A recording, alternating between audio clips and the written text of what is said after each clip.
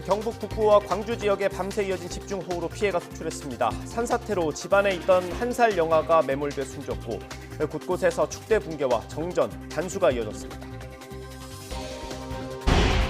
북지성 호우가 지나간 수도권과 강원 내륙에는 폭염주의보가 내려졌습니다. 오늘과 내일 35도 안팎의 무더위가 이어지겠습니다.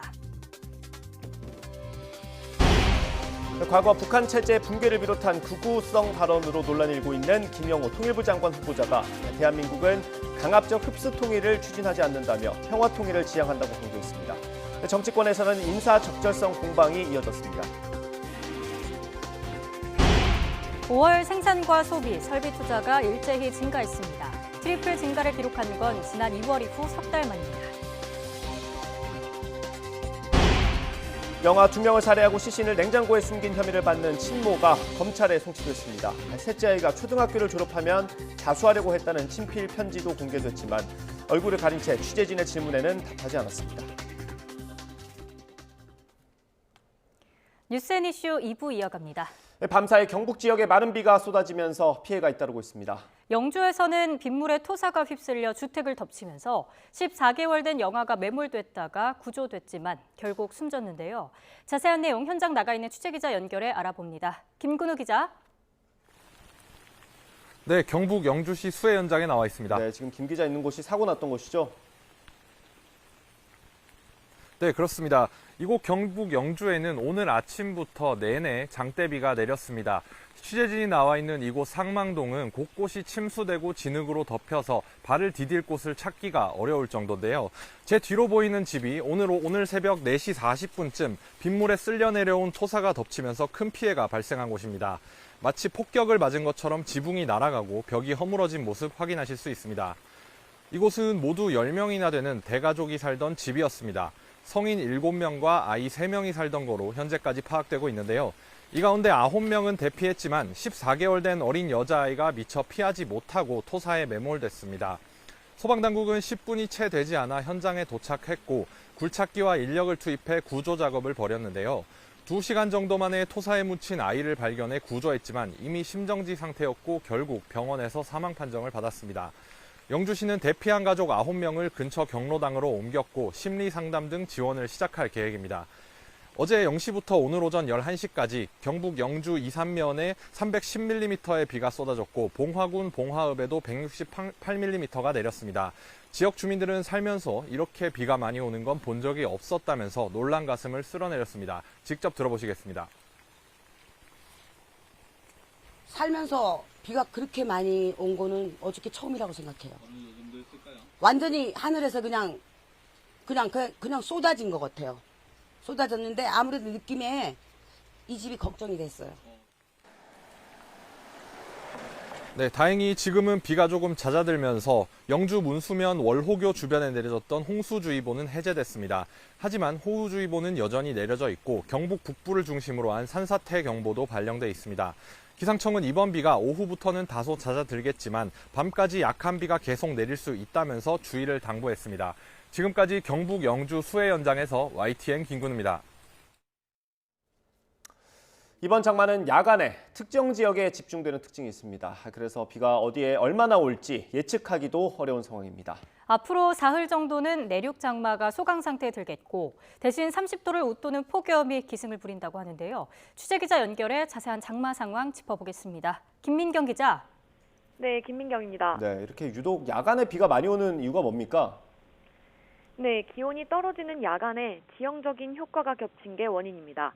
이틀 전 광주광역시에는 284mm, 오늘 경북 영주에는 314mm의 말 그대로 물폭탄이 쏟아졌습니다.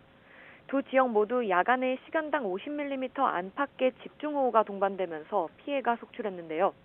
이 장마전선상에서 남쪽의 뜨겁고 습한 공기와 북쪽의 차가운 공기가 만나며 비구름이 발달하게 되는데요. 특히 야간에는 상층부터 차가워지면서 하강기류와 상승기류가 교차하면서 더 강한 비구름이 만들어지는 겁니다. 문제는 이 비구름이 어느 지역에 가장 강하게 형성되는지를 예측하기가 무척 어렵다는 점입니다. 기상청은 장마 기간 호우가 예보된 지역에서는 미리 대비하고 상황을 예의주시해야 한다고 밝혔습니다. 네, 앞으로 장마 전망 상황 짚어주시죠. 네, 장마전선은 현재 제주도 부근까지 남아 있습니다. 제주 산간에 호우경보가, 제주도와 호남, 영남 일부 지역에 호우주의보가 내려진 가운데 오늘은 남해안과 제주도에 비가 집중되겠습니다. 내일 오전까지 제주도에는 최고 250mm 이상, 남해안에도 120mm 이상의 비가 내리겠습니다. 반면 중부 내륙은 장마가 소강 상태에 들면서 오늘 서울 기온은 31도, 내일은 34도까지 치솟는 등 무더위가 기승을 부리겠습니다. 서울과 인천 등 수도권과 강원 내륙에는 오늘 오전 11시를 기해 폭염주의보가 내려져 온열 질환에 대한 주의가 필요합니다. 장마전선은 다음 주 화요일쯤 다시 내륙으로 북상해 전국에 비를 뿌리겠습니다. 지금까지 문화생활과학부에서 YTN 김민경입니다. 자신이 낳은 아이 둘을 살해하고 시신을 냉장고에 유기한 혐의를 받는 30대 친엄마가 오늘 검찰로 넘겨졌습니다. 아이들에게 할 말이 없는지 여러 차례 물었지만 아무런 말도 하지 않았습니다. 오늘 아침 화면 보겠습니다. 네, 보시는 대로 얼굴을 옷으로 완전히 감쌌습니다. 저희가 따로 모자이크를 하지 않아도 될 정도로 가렸습니다. 경찰서를 나와서 이렇게 차로 이동할 때까지 멈추지 않았고 고개 한번 들지 않았습니다. 아이들 왜 살해하셨습니까? 진료 기록에 남편 이름이 있던데 본인이 쓴 겁니까? 숨진 아이들에게 하실 말씀 없으십니까? 숨진 아이에게 미안하지 않습니까? 영장 심사는 왜 포기하셨나요? 숨진 아이에게 할 말 없습니까? 정말 하실 말씀 없으신가요? 앞서 공개된 직접 쓴 편지에선 심경을 구체적으로 밝혔습니다. 숨진 두 아이 말고도 세 아이가 있는 곳이 아이들에게 엄마 없이 밥이라도 챙겨 먹을 수 있는 방법을 알려줄 시간을 벌고 싶었다고 했습니다. 씻는 법, 밥하는 법, 계란 후라이 하는 법 같은 뭐라도 혼자 할 수 있는 걸 알려줄 시간을 벌려고 처음 조사 때 거짓말을 했다는 겁니다. 숨진 아이들에게 늘 미안했다. 셋째 아이가 초등학교만 입학하면 자수하려고 했는데 막상 입학하고 보니 손길이 많이 필요해서 초등학교를 졸업하면 자수하려 했다고도 덧붙였습니다. 30대인 고 씨는 지난 2018년과 이듬해 자신이 낳은 아이 둘을 살해한 혐의를 받습니다. 시 씨는 수년 동안 냉장고에 숨겨놨습니다. 병원에서 출산하고도 출생신고를 하지 않은 걸 확인하던 중에 범행이 드러났습니다. 사연이 어떻든 구조적인 문제는 해결해야 합니다. 정치권은 법에 빈틈을 메우는 데 속도를 냅니다. 출생신고를 강제할 수 있는 법적인 근거를 만들기로 했습니다. 병원은 태어난 아이와 엄마의 정보를 심평원으로 넘기고 심평원은 다시 지자체로 알려주는 시스템을 갖추는 게 골자입니다. 일정 기간이 지나도 부모가 출생신고를 안 하면 지자체가 직권으로 할 수 있습니다. 잠시 뒤 국회 본회의에서 이 법안이 처리될 전망입니다. 제도가 시행되면 출산에 고민이 있는 사람들은 병원 가는 걸 꺼릴 수 있습니다. 그래서 엄마 정보를 남기지 않고 아이를 낳을 수 있도록 해주자는 보호출산제 논의도 진행되고 있습니다. 하지만 양육을 포기하는 걸 조장할 수 있다는 우려가 적지 않습니다. 우리가 참고할 수 있는 유럽의 일부 국가 사례가 있는 만큼 반쪽짜리 대책이 되지 않기 위한 국회 논의가 필요해 보입니다. 국회는 오늘 본회의를 열고 이태원 참사 특별법의 신속 처리 안건, 이른바 패스트트랙 지정과 일본 후쿠시마 원전 오염수 방류 철회 결의안 채택 등을 논의합니다. 앞서 더불어민주당과 정의당을 포함한 야4당은 이태원 참사 특별법을 패스트트랙으로 지정해달라는 동의서를 국회에 제출했지만 국민의힘은 재난을 정쟁화한다며 추가 협의가 필요하다는 입장입니다. 여야는 이 밖에도 후쿠시마 오염수 방류 저지를 위한 국회 결의안 국회 처리와 파업 노동자에 대한 기업의 무분별한 손해배상 청구를 제한하는 이른바 노란봉투법 본회의 부의 표결을 놓고도 이견을 보이고 있습니다.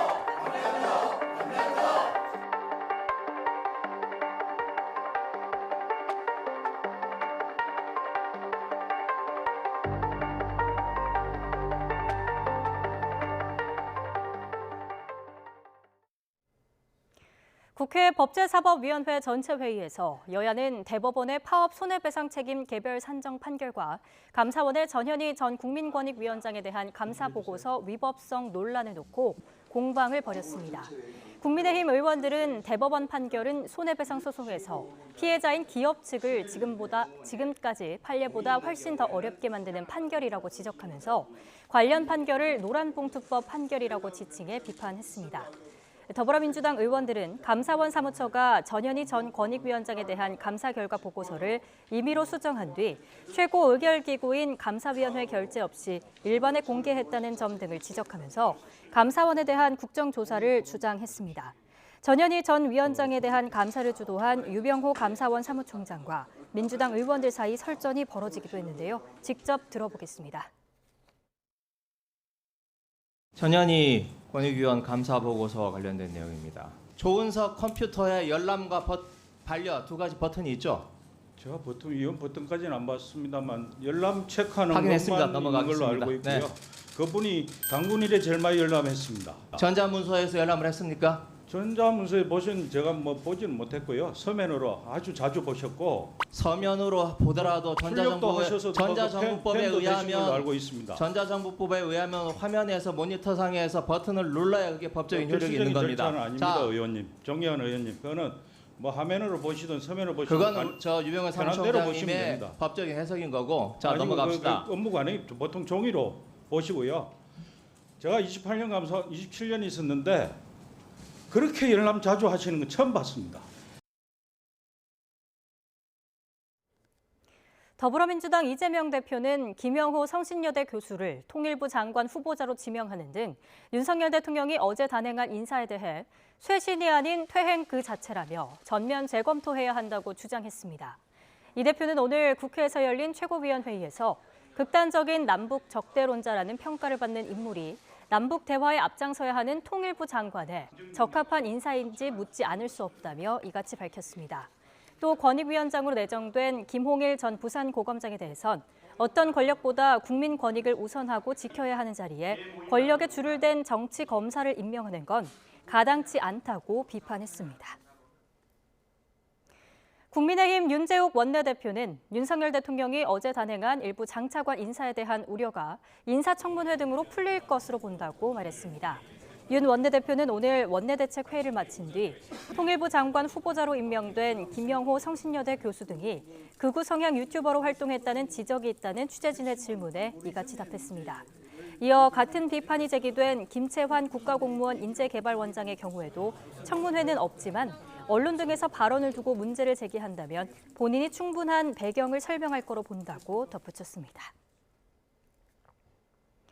김영호 통일부 장관 후보자의 대북 강경 발언 등이 논란으로 떠오른 가운데 김 후보자가 오늘 첫 출근길에서 입장을 밝혔습니다.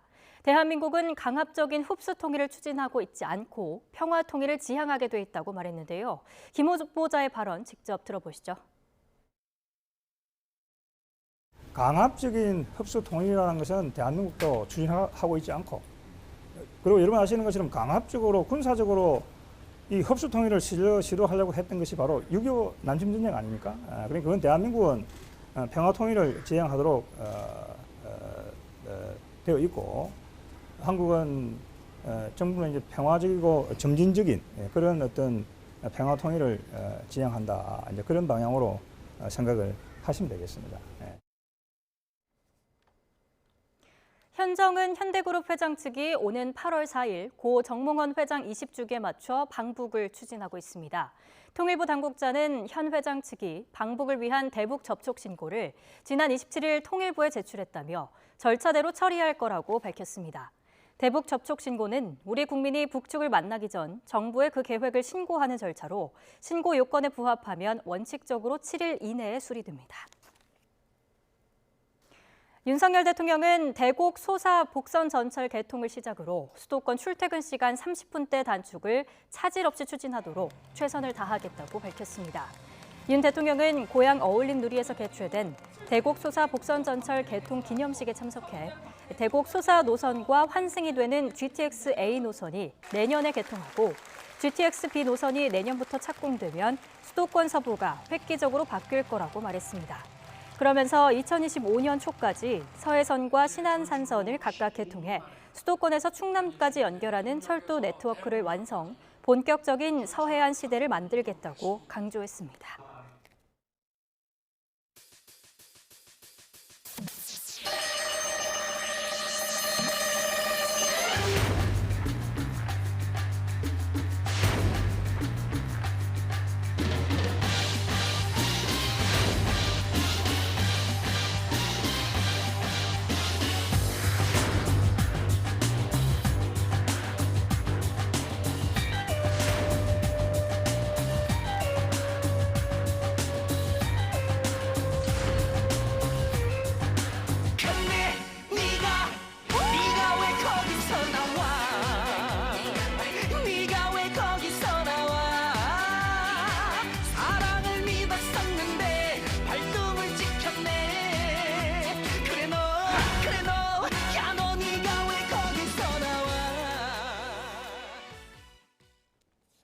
네.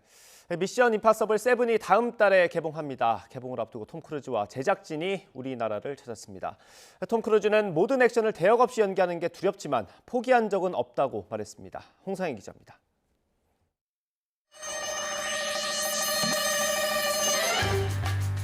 미션 임파서블의 주인공 탐 크루즈 배우가 1년 만에 한국을 다시 찾았습니다. 7번째 시리즈 미션 임파서블 데드 레코닝 파트 1 개봉을 앞두고 방한한 탐 크루즈는 한국 팬들이 지어준 친절한 톰 아저씨라는 별명에 이렇게 말했습니다. I love that. I'm very honored to have that. That's beautiful. Thank you. That feels amazing. Every time I come, I just feel very welcomed and warm. 액션 연기에 대역을 쓰지 않는 탐 크루즈. 이번 시리즈에서도 극한의 절벽 낙하 액션을 직접 소화하며 다시 자신의 한계를 넘었습니다. 올해 나이 61살. 고난도 액션이 두렵지 않냐는 질문에 자신도 늘 두렵지만 철저한 준비로 이겨낼 방법을 찾아낼 뿐이라고 답했습니다. Let me make this clear. It's not that I'm not scared. Okay? I don't mind being scared. I want to confront it. And there are things that I prepare and I prepare and I prepare. And then it's just very calm. 탐 크루즈와 16년 동안 시리즈를 함께 해온 크리스토퍼 맥커리 감독은 스토리텔링과 관객의 경험이 중요하다는 것에 탐과 뜻을 같이 한다며 무한한 신뢰를 나타내기도 했습니다. Probably the reason we work so well together is we both really care first and foremost about the audience's experience. That's really what it's about. We love movies, we love cinema, and we just love entertaining an audience. 1994년 영화 뱀파이어와의 인터뷰 이후 11번째로 한국을 찾은 탐 크루즈는 이번에도 팬들에 대한 깊은 애정을 드러냈습니다. 공항과 레드카펫을 찾은 팬들에 일일이 대화하며 정성을 들였고 서울 도심을 산책하며 팬들과 인사를 나눴습니다. 인류를 위험에 빠뜨릴 수 있는 신무기를 막기 위한 주인공과 동료들의 활약을 그린 미션 임파서블 7은 다음 달 12일 미국과 동시에 개봉합니다. 1996년 1편 이후 미션 임파서블 4편이 국내에서 757만 명의 관객을 동원한 가운데 역대급 액션을 요구한 이번 시리즈가 기존 성적을 넘어설 수 있을지도 관심입니다. YTN 홍상입니다. 제주항공 여객기에서 비상문을 열겠다며 난동을 부린 10대가 필로폰을 투약한 상태로 탑승했던 걸로 확인됐습니다. 인천국제공항경찰단은 항공보안법과 마약류 관리법 위반 혐의로 구속된 19살 A씨의 마약 간이 검사에서 필로폰 양성 반응이 나왔다고 밝혔습니다. 경찰 조사에서 A씨는 비행기를 타기 이틀 전 필리핀에 있는 호텔에서 현지인 6명과 마약을 투약했다고 진술한 걸로 전해졌습니다. A씨는 지난 19일 필리핀에서 인천국제공항으로 오던 여객기 안에서 비상문 개방을 시도하며 소란을 부린 혐의를 받고 있습니다.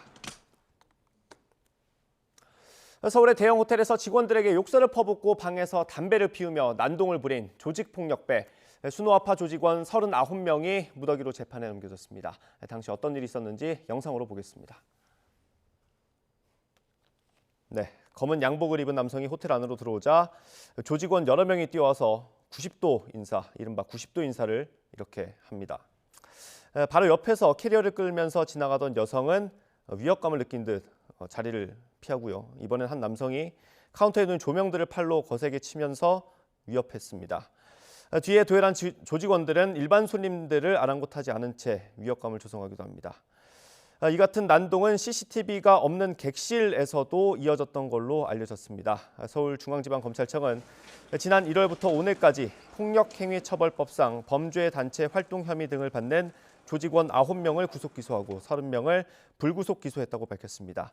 이들은 호텔을 인수한 KH 배상윤 회장이 운영하는 사모펀드 등에 투자했다가 수십억 원의 손실을 본 부두목급 조직원 등의 사주로 범행한 걸로 조사됐습니다. 함께 술을 마시던 남성을 무차별 폭행해 중태에 빠뜨린 20대 남성이 살인미수 혐의로 경찰 조사를 받고 있습니다. 서울 관악경찰서는 살인미수 혐의로 20대 A씨를 붙잡아 조사하고 있습니다. A씨는 어제 오전 9시쯤 서울 신림동에서 다른 20대 남성을 폭행해 살해하려고 한 혐의를 받고 있습니다. 얼굴을 많이 다친 상태로 병원에 옮겨진 피해자는 아직 의식을 회복하지 못하고 있습니다.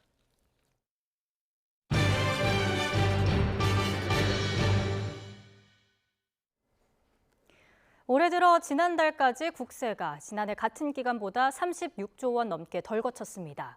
기획재정부는 올해 들어 지난달까지 국세 수입이 160조 2천억 원으로 지난해 같은 시점 대비 36조 4천억 원 감소했다고 밝혔습니다.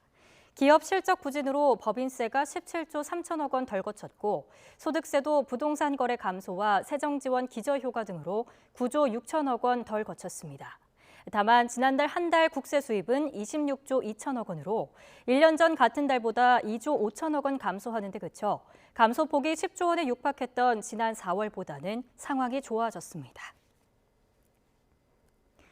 지난달 은행권의 대출 금리가 반년 만에 다시 오름세로 돌아섰습니다. 한국은행이 오늘 발표한 금융기관 가중평균 금리 통계를 보면 지난달 예금은행의 전체 대출 평균 금리는 연 5.12%입니다. 직전 달보다 0.11%포인트 늘어난 수치로 지난해 12월부터 내림세였던 대출 금리가 6개월 만에 상승 전환한 건데요. 한국은행은 은행채 등 주요 지표 금리가 오르고 일부 은행이 고금리 기업 대출을 취급한 영향이 컸다고 분석했습니다. 지난 1년 넘게 이어진 전국 아파트값 내림세가 드디어 멈췄습니다. 하지만 주택 분양과 착공은 1년 전과 비교해서 여전히 반토막 수준이라 완전한 회복기라고 보기는 어렵다는 전망이 나옵니다. 윤혜리 기자입니다. 전국 아파트값 하락 추세가 주춤하고 있습니다. 6월 넷째 주 전국 아파트 가격은 지난주 0.01% 하락해서 보합으로 돌아섰습니다. 지난해 5월 둘째 주 아파트값이 내리기 시작한 지 1년 1개월 만입니다. 서울과 수도권이 상승을 주도하고 있고 지방도 하락폭이 점차 줄어드는 추세입니다. 하지만 부동산 시장이 완전한 회복기에 접어들었다고 보긴 어렵다는 전망이 나옵니다. 통계 숫자만 보면 마이너스자를 떼고 플러스로 전환이 됐지만 회복 속도나 회복 폭을 본다면 상승으로 전환보다는 보합 박스권에 갇혀 있다는 생각이 듭니다. 지방을 중심으로 미분양 가구도 여전히 쌓여 있고 주택 착공 실적도 저조한 상황입니다. 지난달 말 전국 미분양 주택은 6만 8천여 가구로 지난달 대비 3.5% 줄었지만 이른바 악성 미분양이라고 불리는 준공 후 미분양은 8천여 가구로 2% 늘었습니다. 분양 가구 수와 주택 건설은 1년 전과 비교해 반토막 수준입니다. 지난달 말 기준 전국 공동주택 분양은 4만 6천여 가구로 지난해 대비 51% 급감했습니다. 점차 매수 심리가 살아나고 있는 수도권보다도 지방 낙폭이 더 컸습니다. 부동산 시장이 얼어붙으면서 주택 착공도 7만 7천여 가구로 절반 가까이 줄었습니다. 부동산 시장 회복에 대한 기대감이 커지고 있지만 당분간 주택가격 보합세가 이어질 거란 전망입니다. YTN 윤혜리입니다. 미국과 네덜란드가 중국에 대한 추가적인 반도체 장비 수출 제한 조치를 발표합니다. 특히 미국 정부는 중국 최대의 반도체 위탁 생산 업체에 대한 반도체 장비 수출 시 사전 승인을 받도록 하는 새로운 규정을 준비하고 있습니다. 김원배 기자가 취재했습니다. 네덜란드의 ASML은 세계 유일의 반도체 극자외선 노광 장비를 생산하는 기업입니다. 네덜란드 정부는 2019년 ASML이 생산하는 극자외선 노광 장비의 중국 수출을 금지하고 지난 3월에는 구형 심자외선 노광 장비에 대한 수출 규제도 예고했습니다. 이런 가운데 네덜란드 정부가 심자외선 노광 장비의 중국 수출 승인 조건에 대한 새로운 규정을 발표할 예정이라고 로이터 통신이 보도했습니다. 이 규제는 즉각 시행하지 않고 9월쯤부터 적용할 가능성이 있다고 덧붙였습니다. 지난해 10월 중국에 대한 미국산 첨단 반도체 제조 장비 판매를 사실상 금지한 미국 정부도 추가적인 수출 통제 조치를 준비하고 있다고 로이터 통신은 보도했습니다. 한 소식통은 미국 정부가 예전보다 낮은 비율의 미국산 부품이 들어간 다른 기업의 제품에까지 수출 승인을 받도록 할 방침이라면서 이르면 7월 말쯤 새로운 규정이 발표될 것이라고 전했습니다. 이어 네덜란드의 ASML의 노광 장비에도 미국산 부품이 들어가기 때문에 새 규정이 시행되면 심자외선 노광 장비의 하위 제품들도 영향을 받게 될 것이라고 설명했습니다. 미국 정부는 또 중국 최대의 반도체 위탁 생산 업체인 중심거지의 반도체 공장 등 6개 중국 시설에 대한 수출 시 사전 승인을 받도록 하는 새로운 규정도 준비하고 있습니다. 이들 시설에 대한 수출 승인은 받아들여지지 않을 가능성이 매우 크다고 소식통은 전했습니다. 로이터 통신은 일본의 니콘과 도쿄 일렉트론도 7월 23일부터 23종의 반도체 제조 설비에 대한 수출 제한에 들어갈 예정이라고 전했습니다. YTN 김원배입니다.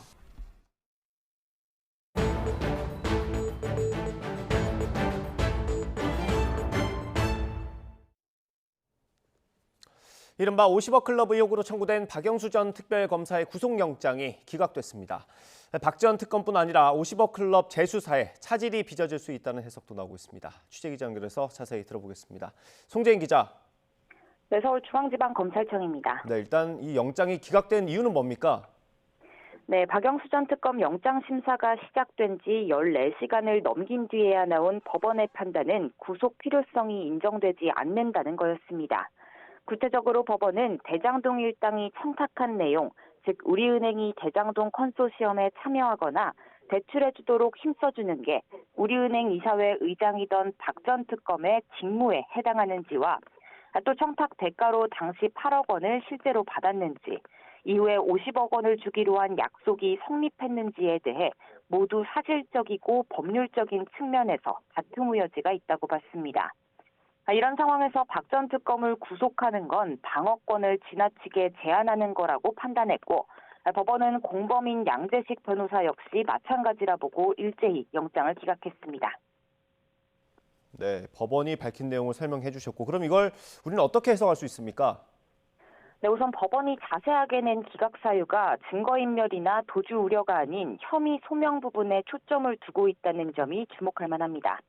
법원이 다툼의 여지가 있다고 짚은 세 부분은 박 전 특검에게 적용된 수재 혐의의 핵심인데, 법리적인 차원뿐만 아니라 사실적인 부분에서도 다툼이 있다고 본 건 사실상 검찰이 수사로 입증했다고 제시한 사실관계에도 의문을 던진 거라고 볼 수 있습니다. 박 전 특검은 앞서 출석길에 이 같은 말을 남기고 영장심사 과정에서도 혐의를 전면 부인했습니다. 직접 들어보시죠. 진실은 곧 밝혀질 거로 저는 확신합니다. 자, 감사합니다. 주변인들은 혐의 인정하시는데 여전히 우리은행에 영향에 혼자하신 적 없으십니까? 없습니다. 네, 그런데 검찰은 앞서 좀 자신감을 나타내지 않았습니까? 네, 맞습니다. 검찰은 영장 청구에 앞서 사건의 진상이 어느 정도 드러났다고 표현하기도 했습니다. 김만배 씨와 남욱 변호사 등 대장동 일당의 진술이 박 전 특검이 청탁 대가로 200억 원을 약속받았다는 결론으로 모여들었고, 또 일부 받은 돈이 문제가 될 수 있다고 적은 박 전 특검의 메모 등 혐의를 뒷받침하는 객관적인 증거들도 충분히 갖춰져 있다고 봤습니다. 검찰은 특히 법원이 다툼의 여지가 있다고 본 세 가지 부분, 청탁과 이행, 그에 따른 대가 수수가 각각 단계별로 입증됐다고 또 봐왔는데요. 이에 따라 법원 판단에 당혹스러워하는 분위기가 읽히고 있습니다. 네, 당혹스러운 분위기 속에 검찰이 입장을 내놨습니까? 네, 영장 기각 사유가 공개된 지 얼마 지나지 않아 오늘 새벽 검찰도 입장문을 냈습니다. 무엇보다 법원의 박 전 특검 구속영장 기각 사유를 납득하기 어렵다고 밝혔는데요. 앞서 전해드린 것과 같이 이번 사건은 다수 관련자 진술과 이를 뒷받침하는 객관적인 증거들을 토대로 청탁 대가로 금품을 받고 또 약속한 점이 충분히 인정된다고 다시 한번 강조했습니다. 그러면서 향후 보강 수사를 통해 영장을 다시 청구할지 검토하겠다고 덧붙였습니다. 네, 그럼 어떤 부분을 보완할 것 같습니까?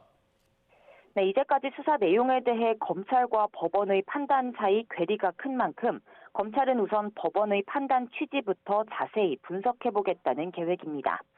검찰 관계자는 박 전 특검 구속영장을 다시 청구한다면 법원을 설득해야 하는 입장이기 때문에 면밀한 검토가 필요하다고 설명했는데요. 보강수사 방향이 어떻게 잡히느냐에 따라 박 전 특검 재소환뿐 아니라 박 전 특검의 딸이 검찰에 소환될 가능성도 거론되고 있습니다. 검찰은 박 전 특검이 화천대유에서 근무하면서 빌렸던 11억 원 등이 박 전 특검이 약속받았던 50억 원의 일부라고 보면서 영장 청구서 범죄 사실의 배경으로 기재했는데요. 다만 딸이 돈을 받은 시점은 박 전 특검이 우리은행 이사회 의장으로 있지 않을 때라서 수재 혐의의 수수 금액으로는 묵지 못했습니다. 이에 따라 지난 3월부터 석 달 가까이 수사를 진행해오면서 검찰이 박 전 특검의 딸을 조사한 적은 없었는데요. 50억 약속의 실체를 더 탄탄히 다지기 위해서 보강수사 단계에서 딸을 불러 조사하는 방안도 검찰은 배제하지 않고 있는 것으로 알려졌습니다. 네, 뭐 잘 아시는 대로 박영수 전 특검만 이 50억 클럽에서 거론되는 게 아닌데 다른 수사에 전반적으로 어떤 영향을 미치겠습니까? 네, 우선 검찰이 대장동 비리 수사 일부로 시작한 이번 50억 클럽 의혹 수사는 번번이 논란이 됐습니다. 처음 의혹이 제기됐던 재작년에는 대장동 개발 비리 사건, 그러니까 본류 사건에 밀려서 뒷전으로 밀려났고요. 50억 클럽 인물 중 검찰이 유일하게 재판에 넘겼던 곽상도 전 의원이 지난 2월 1심에서 뇌물 혐의 무죄를 선고받으면서 검찰의 부실 수사 비판은 더욱 거세졌습니다. 이에 본격 재수사에 돌입한 검찰이 가장 먼저 겨냥했던 게 바로 박영수 전 특검이었는데 의혹이 불거진 지 1년 9개월 만에 청구한 영장이 오늘 새벽 기각되면서 검찰 수사의 개동이 불가피해 보입니다. 나아가 현재 수사팀이 다르긴 하지만 곽상도 전 의원 50억 클럽 의혹 재수사 역시 속도가 조절되는 게 아니냐는 분석도 나오고 있습니다. 지금까지 서울중앙지검에서 전해드렸습니다. 일본 정부가 후쿠시마 원전 오염수 방류 초읽기에 들어가면서 국산 천일염 구하기가 어려워졌죠. 이런 상황 속 소금을 취급하는 업체를 사칭해 국산 천일염을 싼 값에 판다면서 물건값만 받고 잠적해버리는 사기 범죄까지 등장했습니다. 취재기자 연결해서 자세한 내용 들어보겠습니다. 안동준 기자. 네, 사회부입니다. 네, 이번 사건 어떻게 드러나게 된 겁니까? 네, 친환경 제설제 등을 제조해 판매하는 업체 대표 박재상 씨는 지난 23일 대전에 있는 다른 업체 대표에게 전화 한 통을 받았는데요. 박 씨 회사 영업부에 김민철 과장이라는 사람이 근무하느냐고 묻는 전화였습니다. 그러면서 박 씨 업체에서 국산 천일염을 판다는 전화를 받고 6,700만 원을 입금했는데 이후 연락이 끊겼다고 말했습니다. 하지만 회사에 김민철 과장은 없었습니다. 더구나 박 씨 업체는 국산 천일염을 취급하고 있지도 않았습니다. 누군가가 박 씨 업체를 사칭해서 사기를 저지른 겁니다. 신안에다 주문을 했거든요. 그런데 계속 밀어주고 그 2주, 3주 동안 오질 않아요. 밀려서. 그래서 이제 다급한 마음에 네, 전화만 받고 돈을 입금했다는 게 선뜻 이해가 가지 않는데 어떤 방식으로 사기를 친 겁니까? 네, 꽤 치밀하게 피해 업체들을 속였는데요. 먼저 범행을 저지르기 하루 전 박 씨 업체의 한국전력이라며 전화했습니다. 인근에 전신주 공사를 해야 하니 업체 전화번호를 잠시 다른 번호로 돌려놓으라고 주문했습니다. 직원들은 한전이라는 말을 그대로 믿고 사기범이 알려준 번호로 착신을 등록해놨습니다. 공사하면서 감전사고라는 이제 큰 어떤 사고가 발생할 수도 있다라는 거를 얘기를 하니 될 수 있으면 뭐 이런 부분들은 협조를 해줘야 되겠다라는 생각에서 사기범은 이렇게 박 씨 업체 번호를 가로챈 뒤 본격적인 범행에 들어갔습니다. 소금을 취급하는 업체에 박 씨 업체를 가장해 전화를 걸어서 구매 의사가 있는 업체에는 명함을 보냈습니다. 명함에는 실제 박 씨 업체 내선 전화번호를 적어뒀고 구매하려면 이 전화번호로 연락하라고 유도했습니다. 실제 업체 번호와 같아서 피해 업체들은 꼼짝없이 속을 수밖에 없었는데요. 하지만 이 번호는 이미 다른 번호로 착신이 전환된 상태였으니까 전화를 걸어도 사기범과 연결됐던 겁니다. 이 밖에도 사기범들은 소금 실물과 이력 증명서 사진은 물론 위조한 세금 계산서 등도 보내서 피해자들을 안심시켰습니다. 네, 이렇게 업체명이 도용된 사례가 더 있다고요? 네, 명의가 도용된 업체는 YTN이 확인한 것만 4군데입니다.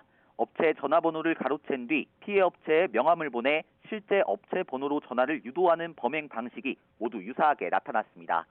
물론 업체명을 잠시 도둑맞았다고 해서 당장 금전적인 피해가 발생하는 건 아니지만 업체들은 앞으로 업체에 대한 믿음이 무너지는 것은 아닐까 걱정하고 있습니다.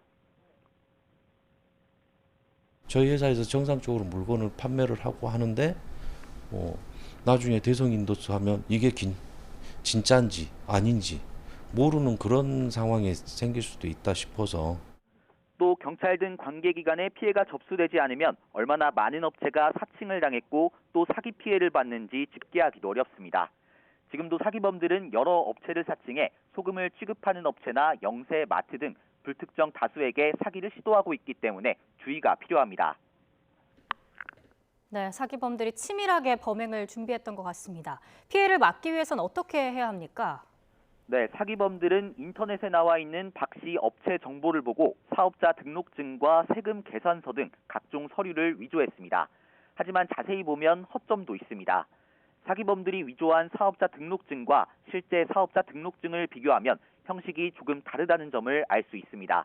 업태와 종목 등 상세 사업 종류는 인터넷에서 알 수 없기 때문에 그대로 베낄 수 없었던 겁니다. 또 대표자에 다른 이름을 끼워 넣은 것도 발견됩니다. 자신들의 계좌로 소금값을 받기 위한 건데 끼워 넣은 명의로 통장 표시 양식도 준비했습니다. 역시 실제로는 존재하지 않는 서류입니다. 그래서 이렇게 거래를 할 때는 상대방이 건넨 서류가 진짜인지 구청이나 은행에 직접 확인해 볼 필요가 있고요.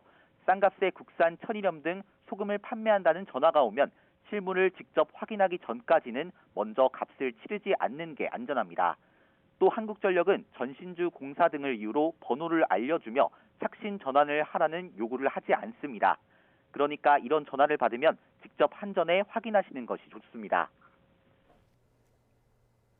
네, 소금 판매 전화를 받으면 의심부터 하는 게 좋겠고 거래 서류도 꼼꼼히 따져봐야겠습니다. 사기범들의 신원은 나온 게 있습니까? 아직 특정되지는 않았습니다. 일부 피해 신고가 최근 들어 경찰에 접수됐기 때문에 아직은 수사 초기 단계입니다.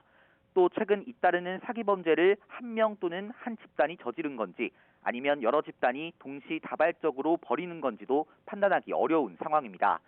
다만 사칭 피해를 받던 업체 4곳 가운데 3곳의 명의로 꾸며낸 명함에는 똑같은 팩스 번호가 적혀 있는데요.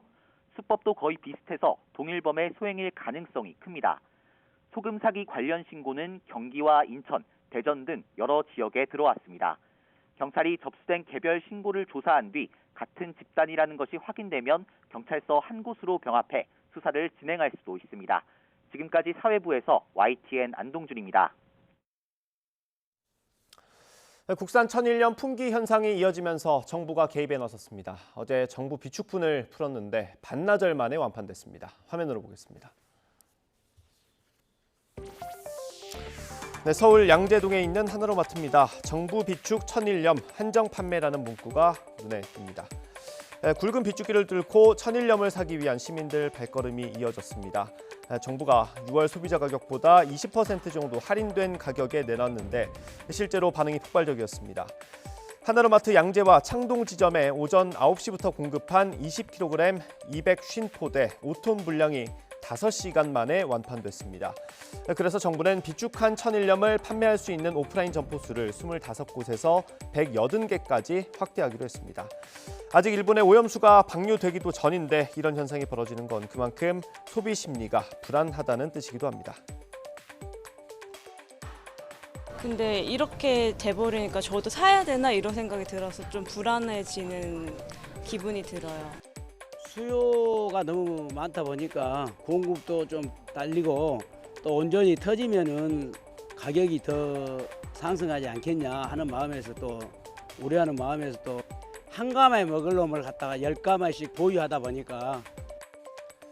그런데 이런 불안한 심리를 이용해서 공포 마케팅에 나선 보험사가 있어서 눈살을 찌푸리게 합니다.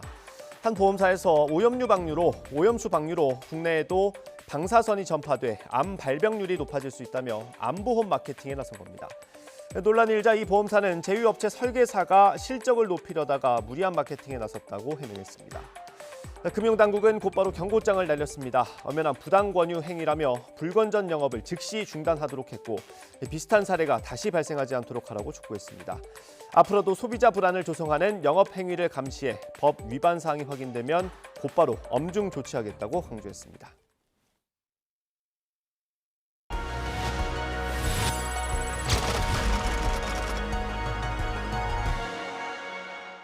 나랑 결혼해 줄래? 프로포즈가 너무 후진 거 아니야? 잘 가란 말도 하지 못했습니다. 선 닿으면 닿을 듯한데 모든 게 눈앞에서 무너져 내렸습니다. 그리고 다시 사랑할 수 없었습니다. 상품 백화점. 대한민국에서 두 번째로 큰 규모를 자랑하며 개장한 상품백화점. 미세진동, 균열, 누수 등 붕괴 위험에도 정상 영업을 이어갔다. 그날도 5층에 화장실 금이 나가고 공사 수리 중 이렇게 써붙여 놓고는 사람을 철거를 안 시킨 거예요.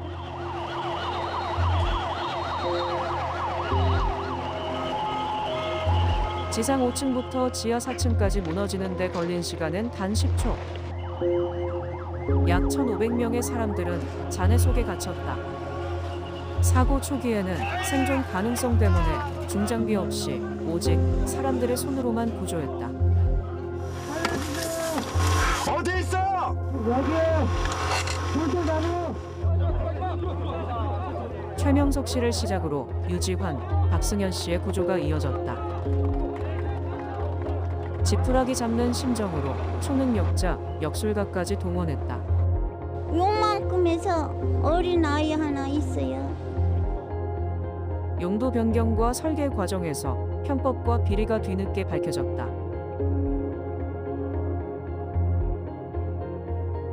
엄마한테는 아주 귀하고 착하고 가슴 아픈 아들이었지.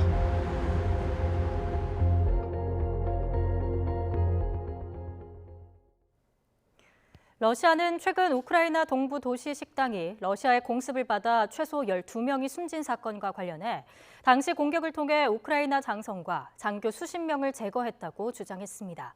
러시아 국방부는 우크라이나 동부 도네츠크주의 크라마토르스크에 대한 공습은 우크라이나 군 임시사령부를 겨냥한 고정밀 타격이었다며 이같이 밝혔습니다.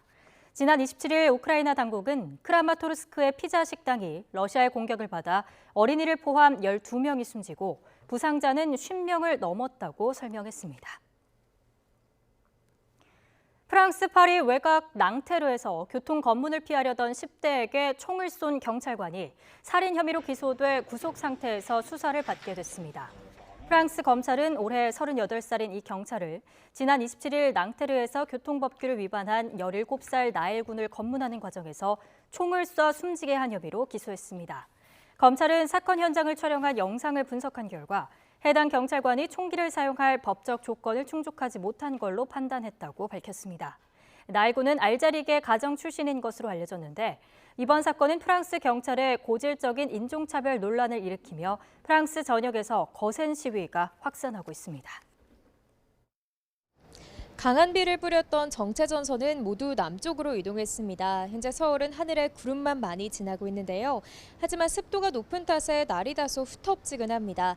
현재 서울 기온은 26.5도를 보이고 있고요. 체감온도는 이보다 3도가량 높게 나타나고 있습니다. 후텁지근한 날씨에 지치지 않도록 옷차림 시원하게 하고 나오시기 바랍니다.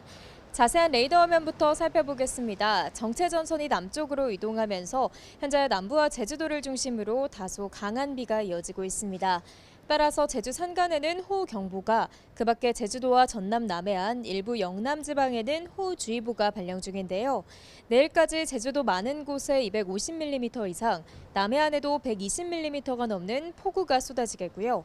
강원과 충청, 전북과 경북 지방에도 최고 60mm의 비가 더 내리겠습니다.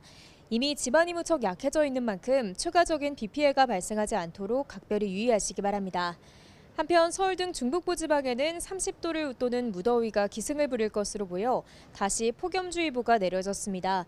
오늘 서울 한낮 기온 31도, 춘천 30도, 대구 28도, 광주는 27도가 예상됩니다. 주말인 내일은 서울 한낮 기온이 34도까지 오르는 등 장마성 무더위가 맹위를 떨치겠습니다. 장마 전선은 당분간 남해에 머무르다가 다음 주 화요일쯤 내륙으로 올라와 전국에 비를 뿌릴 전망입니다. 오늘 저녁까지 수도권 지역에서는 대기 불안정으로 인해 5에서 40mm의 소나기가 지나겠습니다. 이 지역에 계신 분들은 갑작스러운 소나기에 대비해 가방 속에 작은 우산 하나 챙겨 나오시는 게 좋겠습니다. 지금까지 서울 상암동 야외 스튜디오에서 YTN 윤수빈입니다. 이상으로 뉴스 앤 이슈 마치겠습니다. 잠시 뒤에 더 뉴스가 방송됩니다. 시청해주신 여러분 고맙습니다.